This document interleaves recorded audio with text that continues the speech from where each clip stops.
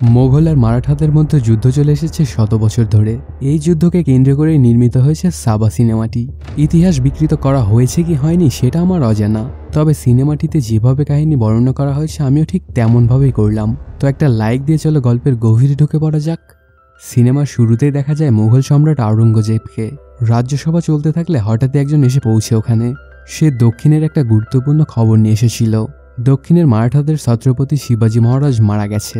এই খবর শুনে সবাই অনেক খুশি হয়ে যায়। তবে কেন জানি আওরঙ্গজেব খুশি হয় না। এর মূল কারণটা হলো সবসময় সে চাইতো শিবাজির সাথে সামনাসামনি যুদ্ধে জড়াতে, কিন্তু সেটা হয়ে না ওঠাতে একটু মন খারাপ ওর। তারপরে গোটা রাজ্যে উৎসব ঘোষণা করে দেয়। শিবাজি মারা যাওয়াতে এখন পুরো দক্ষিণ দখল করা সোজা হয়ে যাবে আওরঙ্গজেবের জন্য। দেখা যায় আওরঙ্গজেবের রাজ্যের ছোট্ট একটা শহর বোরহানপুর। এটা অনেক উন্নত একটা শহর। এখানকার সবকিছু দেখাশোনা করতো খান জামান নামের একজন লোক। সে শরীর মাসাজ করাতে থাকলে হঠাৎই একজন এসে জানায় শিবাজি মারা যাওয়াতে এখন সবাই তাদের জানের জন্য আমাদেরকে অনেক ধন দৌলত দিচ্ছে। পুরো তিজোরে একদম সোনাদানায় ভরে গেছে। কিন্তু খান জামান একদম বোর্ড হয়ে গেছিল, কারণ কোনো যুদ্ধ নেই আর নেই বা কোনো লুটপাট। ওরা কথাবার্তা বলতে থাকলে হঠাৎই শোনা যায় বোরহানপুরে মারাঠারা অ্যাটাক করেছে। জামান যেটা চাইছিল ঠিক তেমনটাই হয়েছে। এর জন্য সে একটু খুশি খুশি হয়ে যায়, কিন্তু গোটা এলাকায় ভয়ের মহল হয়ে যায়। দেখা যায় হাজার হাজার মারাঠা সৈন্য বোরহানপুরের দিকে আসছিল। এক পর্যায়ে ঢুকেও পড়ে ওরা বোরহানপুরে। তারপরে বের হয়ে পড়ে শিবাজির ছেলে সাম্বাজি। সে তার দলবল নিয়ে অ্যাটাক করেছিল বোরহানপুরে। মোগলরা ওদেরকে থামানোর জন্য কাঠের একটা বেড়া দেয়, কিন্তু সেটা এক ঝাটকাতেই পার করে চলে আসে সাম্বাজি আর মোগলদের মারা শুরু করে দেয়। এতজন মানুষজন ওর কাছে কিছুই না। পরে ওর বাকি সৈন্যও চলে আসিয়ে পারে আর দুই দলের মধ্যে তুমুল মারামারি শুরু হয়ে যায়। সাম্বাজির সব টপ সিপাহীরা একদম সবাইকে কুচকাটা করছিল। অনেক বেশি জনবল নিয়েও কিছুতেই পেরে উঠছিল না মোগলরা। এদিকে সাম্বাজি তার কাটাকাটি চালিয়েই যাচ্ছিল। হঠাৎই একটা ছোট্ট বাচ্চাকে দেখতে পায় সাম্বা। সেও এই যুদ্ধর ময়দানে চলে এসেছিল কোনোভাবে। পরে ওকে বাঁচিয়ে তার মায়ের কাছে দিয়ে দেয় সাম্বা। যদিও ওরা সাম্বার শত্রু, তারপরেও বাচ্চাটাকে মরতে দিতে চায় না সে। তারপরে আবারও তাণ্ডবলীলা শুরু করে দেয়। এদিকে খান জামানও মারাঠাদেরকে কচুকাটা করছিল। ওর সাথেও কেউই পেরে উঠছিল না। পরে সাম্বাজি আর খান জামান সামনাসামনি হয়। এক ঘরের মধ্যে আসে ফাইট করার জন্য। ঠিক তখনই সাম্বাজিকে চালাকি করে নিচে ফেলে দেয় খান জামান। নিচে এসে সাম্বা খেয়াল করে দেখে এখানে বিরাট একটা সিংহ। তখন সিংহটা এসে অ্যাটাক করে বসে সাম্বাজিকে। চোখের পলকে ওকে অনেক জায়গায় ঘায়েল করে ফেলে, কিন্তু শেষমেশ তাও সাম্বাজি জিতে যায় সিংহের সাথে। এদিকে খান জামান উপর থেকে এই তামাশাটাই দেখছিল। ঠিক তখনই সাম্বা পেছন থেকে এসে ওকে মারতে শুরু করে। চোখের পলকে ধরাশায়ী করে ফেলে খান জামানকে, কিন্তু ওকে জানে মারে না। ঘণ্টাখানেকের তুমুল যুদ্ধের পরে জিতে যায় মারাঠারা আর পুরো বোরহানপুরকেও জ্বালিয়ে দেয়। ঘণ্টাখানেক আগের এত সুন্দর শহরটা এখন পুরো শ্মশানে পরিণত হয়ে গেছে। বোরহানপুর থেকে ওরা এত সোনাদানা পায় যে ওদের নিয়ে যাওয়াই কষ্টকর হয়ে যায়। এতগুলো মানুষে কম পড়ে যাবে, এত বেশি গুপ্তধন ছিল এই বোরহানপুরে। তখন একজন বলে এত ধন সম্পদ নিয়ে যাবো কিভাবে আমরা। এটা শুনে অন্যজন বলে যেভাবেই হোক নিয়ে যেতেই হবে। আওরঙ্গজেব যেন এখানে এসে এক কানাকড়িও না পায়। এত বড় একটা যুদ্ধে জিতেও কেন জানি সাম্বাজি মন খারাপ করেছিল। আসলে ওর বাবা মারা যাওয়াতে সাম্বা একদমই ভেঙে পড়েছিল। তখন হামির এসে সান্ত্বনা দেয় সাম্বাকে। আসলে হামির সম্পর্কে সাম্বার মামা হয়। সে বলে তোমার মধ্যে আমি মহারাজের ছবি দেখতে পাই। এটা শুনে সাম্বাজি বলে মামা আপনি আমার সাথে থাকলে আমি অনেক শক্তি পাই। এভাবেই সারা জীবন আমার খেয়াল রাখেন, আর আপনি সাথে থাকলে কোনো যুদ্ধই আমি হেরব না। মামার সাথে কথা বলা শেষ করে সাম্বাজি আসে সবার উদ্দেশ্যে বক্তব্য দেওয়ার জন্য। এটা শুধু একটা জিত না, এটা একটা হুঙ্কার। আওরঙ্গজেবের কানে যেন বাজে যে ছত্রপতি শিবাজি মহারাজ এখনো জীবিত আছে সব মারাঠার মধ্যে। তো আওরঙ্গজেব যদি কিছু করতে চায় তার আগে তাকে হাজারবার ভাবতে হবে, আর না হলে তাকে মারাঠাদের তাণ্ডবের সামনে পড়তে হবে। আর আমাদের এই যুদ্ধ কোনো ধর্মের বিরুদ্ধে না, এটা অত্যাচারের বিরুদ্ধে। এটা এক সৌরাজ বানানোর যুদ্ধ। যেই সৌরাজকে ভাঙতে চাইবে তাকেই ধুলোর সাথে মিশিয়ে দিব আমরা। এখানে দেখা যায় মারাঠাদের একটা সভা চলছিল। মহারাজ শিবাজির দ্বিতীয় বউ সয়রাবাই, ওনাকে যারা সাপোর্ট করে তারাই এসেছে এখানে। ওরা সবাই মিলে সয়রাবাইয়ের ছেলে রামরাজিকে ছত্রপতি বানাতে চায়, মানে মহারাজ বানাতে চায়। তাহলে তারা সবাই ভালোভাবে থাকতে পারবে। কিন্তু সাম্বার জন্য মনে হচ্ছে তো সেটাও সম্ভব হবে না। তখন সয়রাবাই বলা শুরু করে সাম্বা রামের সমানই ছিল যখন আগ্রাতে মহারাজের সাম্বাকে আওরঙ্গজেব ধরে ফেলেছিল। তো কোনো মতে পালায় ওরা বাপ বেটা। আর এদিকে আদেশ দেওয়া হয় যে কোনো বাপ বেটাকে একসাথে দেখলে তাদেরকে ধরে ফেলতে, সেটা যেই হোক না কেন। পরে তাদের আইডেন্টিটি চেক করা যাবে। এজন্য মহারাজের সাম্বা দুদিকে চলে যায় যেন তাদেরকে কেউ ধরতে না পারে। তারপর মহারাজ রাজ্যে ফিরে সাম্বার ক্রিয়াকর্ম করে দেয় যেন সে ধরা না পড়ে যায়। সাম্বা বেঁচে থাকার পরে ওকে হারানোর শোক কাটিয়েছিল গোটা দক্ষিণ। তো তো যে ছেলেকে পালাতে হয়েছে আবার সে বেঁচে থাকতে মরতে হয়েছে, সে কিভাবে ছত্রপতি হবে? এটা একমাত্র আমার ছেলে রামেরই হক। পরদিনই দেখা যায় সাম্বাজির রাজ্যে এসে পৌঁছে। ওকে খুব সুন্দর করে ওয়েলকাম করে ওর বউ ইয়েসুবাই। তারপর রাত্রেবেলা দুজনে সুখ দুঃখের গল্প করতে থাকে। অনেকদিন পরে সে তার স্বামীকে কাছে পেল। দুজনের মধ্যে অনেক ভালো সম্পর্ক। আর সাম্বাজি মনে মনে কিভাবে সেগুলো সবকিছুই বুঝতে পারত ইয়াসুবাই। তারপর ইয়াসুবাই সাম্বাকে নিয়ে আসে তার বাবার দরবারে, আর তার ব্যবহার্য সব জিনিসপত্রগুলো তাকে দেয়। এইগুলো দেখে অনেক ইমোশনাল হয়ে যায় সাম্বাজি। বাবাকে সে অনেক বেশি ভালোবাসত। এদিকে দেখা যায় আওরঙ্গজেবের দরবারে একজন বোরহানপুরে ঘটে যাওয়া যুদ্ধের কথাটা জানায়। সেখানে থাকা কেউই ব্যাপারটা বিশ্বাস করতে পারে না যে মারাঠারা কিভাবে এমনটা করতে পারে। শিবাজি মহারাজ তো মারা গেছে, এটা ওদের দ্বারা কোনোভাবেই সম্ভব না। তখন লোকটা বলে দক্ষিণ থেকে আবার একটা তুফান উঠে এসেছে, যার নাম সাম্বাজি ভোসলে। ওর নাম শুনে আওরঙ্গজেবের পুরনো একটা কাহিনী মনে পড়ে যায়। অনেক বছর আগে একবার শিবাজিকে ডাকা হয়েছিল দরবারে, তখন তার বদলে 8-9 বছরের একটা পিচ্চি আসে। সেটাই ছিল শিবাজির ছেলে সাম্বাজি। ওর তাকানোর কথা বলার ধরন দেখেই আওরঙ্গজেব বুঝে যায় যে এর মধ্যে কিছু একটা আছে, আসলেই এ মহারাজ ম্যাটেরিয়াল। এদিকে আজ সাম্বাজির রাজগদিতে বসার দিন। পুরো রাজ্যে উৎসবের মহলে ছেয়ে যায়। অনেক সুন্দরভাবে রাজগদিতে বসা সাম্বা। পুরো রাজ্যে সবাই খুশি ওর মতো বীরযোদ্ধা ছত্রপতি হওয়াতে। এবার মারাঠাদের ভাগ্যে সামনে ভালো কিছুই রয়েছে। রাত্রেবেলা কাছের কিছু মানুষ নিয়ে পার্টি করতে থাকে সাম্বাজি। এখানে হঠাৎই ইয়াসুবাইয়ের ভাই গানজি বলে ওঠে, মহারাজ, আমরা চিন্তা করছিলাম যে গিনকনের দায়িত্ব পুরোপুরি আমাদেরকে দিয়ে দিন আপনি। সব ছোটখাটো সিদ্ধান্তের জন্য বারবারও আপনার দরবারে আসতে আমাদের একদমই ভালো লাগে না, আর এতে অনেক সময় নষ্ট হয়। আর আপনার বাবা শিবাজি মহারাজ আমার বাবাকে এটা দিতে চেয়েছিল। এই কথাটা শুনে সেখানকার সবাই অবাক হয়ে যায়, কারণ কোনো রাজাই তার রাজ্যের কোনো অংশের দায়ভার পুরোপুরি কাউকে দেয় না। এজন্য সাম্বা ওদেরকে না করে দেয়।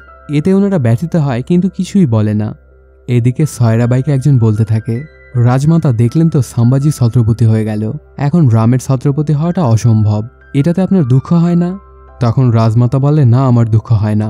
তবে যদি সাম্বাজি জীবিত না থাকে তাহলে তোমার রামই হবে ছত্রপতি। তো সাম্বার জীবনের শেষ অধ্যায় লেখাটা শুরু করে দাও। এখানে রাজমাতা কি বোঝাতে চেয়েছিল সেটা একটু সামনের দিকে এগিয়ে গিয়ে জানা যাবে।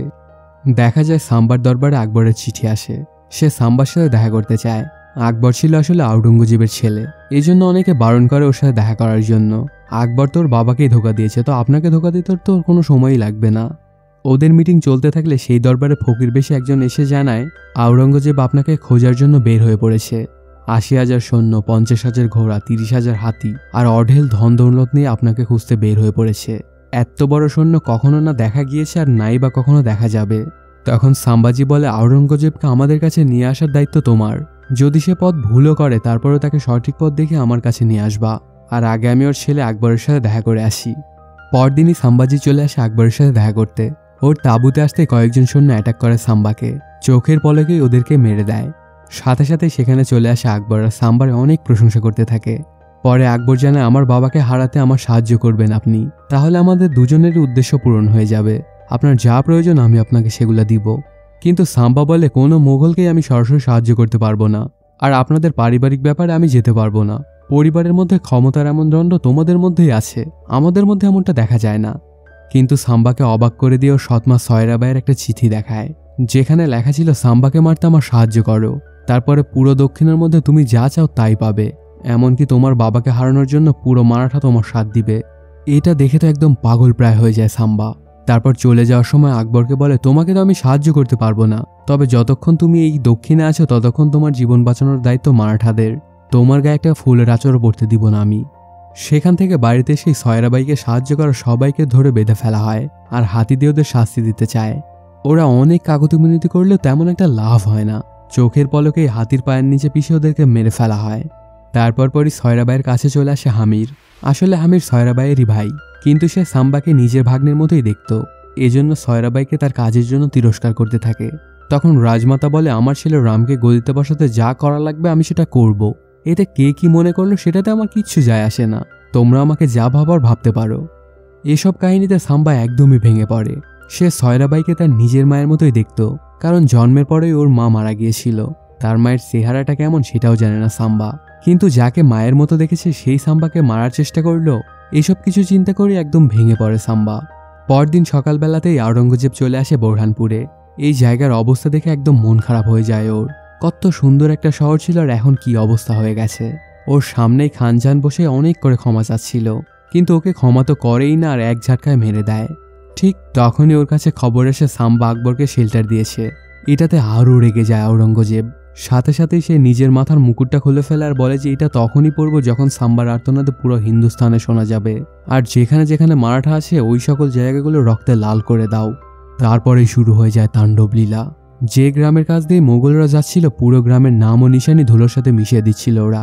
এদিকে সাম্বার কাছে একজন এসে বলে মুঘলদের অর্ধেক সৈন্য দক্ষিণে চলে এসেছে, ওদের শক্তি আর তাণ্ডব দেখে যে কেউই কেঁপে উঠবে। গাছে গাছে পাতার থেকে লাশ বেশি, নদীতে পানির চেয়ে রক্ত বেশি, ছোট ছোট বাচ্চাকেও ছাড়েনি ওরা। যেদিক দিয়ে ওরা আগাচ্ছে সেদিক দিয়ে সবকিছু বরবাদ হয়ে গেছে, গ্রামের কোনো চিহ্নও রাখছে না ওরা। এগুলো শুনে সাম্বা যেন রাগে একদম জ্বালামুখীর মতো ফেটে যাচ্ছিল। এসব কাহিনী যখন আওরঙ্গজেবকে বলছিল তখন সে জানায় দক্ষিণের এমন হাল করা যে যেটা দেখে মনে হয় যে এখানে দক্ষিণ ছিলই না। ওদের এত বড় শহর যে আমার জায়গায় অ্যাটাক করেছে, মোগলদের গায়ে লাড়া দিলে যে কি হয় সেটা ওটা ভালোভাবে এবার দেখতে পাবে। এদিকে সাম্বা তার দলবল নিয়ে মিটিং করতে থাকে। তখন একজন বলে এতদিন আওরঙ্গজেবের বাহিনী সোজা আসছিল, কিন্তু এখন আমাদেরকে চারদিক থেকে ঘেরার চেষ্টা করবে ওরা, তো সব জায়গা দিয়ে এখন ওরা আসতে থাকবে। আমরা 25,000 কিন্তু 25 লাখের শক্তি আছে আমাদের মধ্যে, তো আপনি খালি অর্ডার দিন ওদেরকে একদম কচুকাটা করে ফেলবো। তখন সাম্বা বলে ওদের সেনাদের সামনে আমরা শুধু শক্তি দিয়ে জিততে পারবো না, এর জন্য আমাদের বুদ্ধিও লাগবে। আমরা আলাদা আলাদা রূপে ওদের সামনে করব। মুঘলদের সামনে শুধু আমাদের সৈন্যই না, আমাদের প্রকৃতিও আমাদেরকে সাহায্য করবে। পাহাড়ি রাস্তার ঘন জঙ্গলে ওরা আর ওদের ঘোড়া চলার তো কোনো এক্সপিরিয়েন্সই নেই, তো ওই সব জায়গাতে ওদেরকে আমরা ঘায়েল করব। এরপর বিভিন্ন জায়গার জন্য বিভিন্ন প্ল্যান করে ওরা। তারপর সাম্বা যায় সয়রাবাইয়ের কাছে দোয়া নিতে, ওনার পা ছুঁয়ে দোয়া চায় কারণ তিনি ঘুমন্ত অবস্থায় ছিলেন। তারপর সাম্বা চলে গেলে দেখা যায় ওনার চোখ দিয়ে পানি গড়িয়ে পড়ছে, এর মানে এটাই দাঁড়ায় যে তিনি সজাগই ছিলেন। পরদিন সকালে কোনকান নামক জায়গায় মুঘলের সেনারা আসছিল। এখানে বানরের মতো ওদের ওপর অ্যাটাক করে বসে সাম্বারা। কিছু বুঝে ওঠার আগে এক নিমিষেই খতম করে দেয় সব মুঘলদের। এ পর্যায়ে দেখা যায় সাতারার মাঠের মধ্যে দিয়ে যাচ্ছিল মুঘল সেনারা, সেখানে ফসলের মাঠে সাহায্য নিয়ে অ্যাটাক করে মারাঠারা। এখানে ওদেরকে চোখের পলকেই মেরে দেয়। পরদিন সকালেই দেখা যায় নিজের ভুল বুঝতে পেরে মারা যায় সয়রাবাই। উনার শেষ কার্য সম্পন্ন করে সাম্বা নিজেই। তারপর উনার ছেলে রামের বিয়ে দেওয়ার জন্য মামার মেয়েকে চায়, মামাও খুশি খুশি রাজি হয়ে যায়। এদিকে জালনা নামক জায়গায় এসে মোগলরা অনেক বৃষ্টির মধ্যে পড়ে। এখানে মেয়ে সেজে আসে মারাঠারা আর মারা শুরু করে দেয় মোগলদের। এখানেও মোগলদের শেষ করতে খুব একটা সময় লাগে না ওদের। অন্যদিকে কোলাপুরের জঙ্গলে রাত কাটাচ্ছিল মোগলরা। এখানেও চলে আসে মাটি গর্ত করে আর মারা শুরু করে দেয় ওদের। এক নিমিষেই সেখানে থাকা সবাইকেই মেরে দেয় সাম্বার তার দলবল। পরদিন সকালবেলা দেখা যায় নাসেকে নদীর পাড়ে সকালবেলা সবাই হাত মুখ ধৌত করছিল। তখনই পানির মধ্যে থেকে উঠে আসে মারাঠারা আর তীর ধনুক দিয়ে মারতে শুরু করে। এমন তাণ্ডব লীলা চালায় যে চোখের পলকেই সবাই মারা যায়।